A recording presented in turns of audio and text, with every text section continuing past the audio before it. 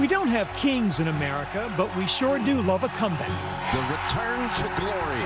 It wasn't so much that Tiger Woods won the Masters. It's the fact that he got knocked down. And on the holy grail of golf, he got up. It's been a lot. The body, the game, life, it just all evolves and all, moves forward. This is the greatest comeback in sports history. Coming from behind to do it on the last day. That's what sports is all about. That's what greatness is all about. And there are reasons why this win, this comeback, transcends sport. Sunday, we watched a family go full circle. Tiger, the father, embraced his boy. 22 years earlier, same venue, similar red shirt, Tiger, the prodigy, embraced by his father. Private whispers then and now, not just about the win, but all that it took to get there. They only know me as dad. They saw all the tough times, and so they didn't realize how much that golf meant to me and in my life and all the good times, because they always saw that golf hurt their dad. But thankfully, the last couple of years have certainly evolved and changed, and they've seen the joy that the game of golf brings me. Woods has done more than enjoy the game. He changed it. I first met Eldrick Woods in 1992. He was 16. Tiger was his nickname. Even by then, he knew golf was more than a game. He'd come to Boston to win a prestigious golf tournament, but first he put on a clinic for inner-city kids who had never seen anyone who looked like them do what he was doing. It means a lot to me to see that a lot of black kids are starting to take up the game now, and I'm not the only one now. I asked Tiger afterwards why someone so young was doing so much. His response? Forecast of what was to come. I'm not your average 16-year-old. Tiger Woods has never been average. He was playing golf by the time he was 11 months old. Tiger Woods and his father, Earl Woods. A prodigy by 2. He showed his playing prowess on the Mike Douglas show. That's incredible at age 5. Earl Woods functioning as his son's coach, his publicist, and his manager. And more compelling than the boy's game was the bond between father and son, as clearly evident in a 1993 interview with ABC's John Quinones. How would you describe your relationship with Tiger? Best friend. No ifs, ands, or buts about it. He is my best friend. Together, they built a brand. With his father's blessing, Tiger dropped out of Stanford and into the world of professional golf, winning golf tournaments, endorsement deals. Soon, he made more than money. He made history, becoming the first black man to win the Masters and the youngest of any race at 21. What drew people initially to Tiger Woods? The winning. And the winning, and the winning, and the winning. When you watch Tiger Woods, you thought you were watching history. It was like watching Michael Jordan. Every time you watched Tiger Woods, you thought something special was going to happen. By the time he was 30, Tiger Woods was the most dominant golfer on earth. Like few sportsmen in history, his impact went beyond the arena where he played. On the short list of iconic athletes recognized simply by one name. Think Jackie, as in Jackie Robinson, Ali, the Babe. Tiger rose that high, his significance that grand. He established for a young generation of people of color that, hey, we can play this game. We can be great at this game. Tiger Woods did it, why can't I? What's riveting about yesterday is those very people he was playing against, fighting tooth and nail to win the Masters, are the very people he helped bring to the game. They played, in large part, because he played.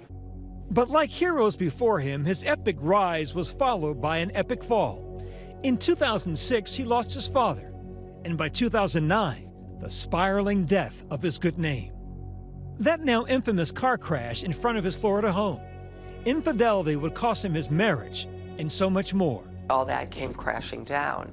And so I think there was that period from 09 through, say, 13 or so, where everyone's kind of asking, who is Tiger Woods? The messy details of his private life spilling out into the tabloids, a number of extramarital affairs, rehab for sex addiction. That Tiger swagger was gone, replaced by shame. I am deeply sorry for my irresponsible and selfish behavior. The public scandal also cost him millions of dollars in sponsorships. This was like this guy who set up this perfect image, and all of a sudden we realize it's just a sham. And that's what people thought. They thought, here's a sham. This is a guy who isn't real. He never was what we thought he was. By 2013, he was well on his way to his first run at a comeback, winning 5 tournaments and named the PGA Tour Player of the Year. But soon thereafter, Woods was sidelined again, first by injury, then once again by scandal. I'm trying everything I can to be able to get back and play. In 2017, Woods talked to ABC about his ongoing battle with back pain, which required multiple surgeries. Well, I need to get back, physically. I know that the mind is sharp. I just need to get the body willing to do it. That's the hard part, is getting the prep time in. Yeah. And I haven't been able to get as much prep time in. I haven't been able to train like I used to, practice like I used to. So it's been harder. But only a couple of months later, in May, this now infamous mugshot. Police arrested Woods for suspicion of driving under the influence. Right over here. Everyone saw it. You couldn't look away. Then the video, the dash cam video, and Tiger's having trouble walking that straight line, and he's clearly in significant trouble. A police officer found Woods asleep at the wheel around 3 a.m. near his Florida home. Tests showed there was no alcohol in his system. In a statement, Woods apologized to his family and said, "What happened was an unexpected reaction to prescribed medications.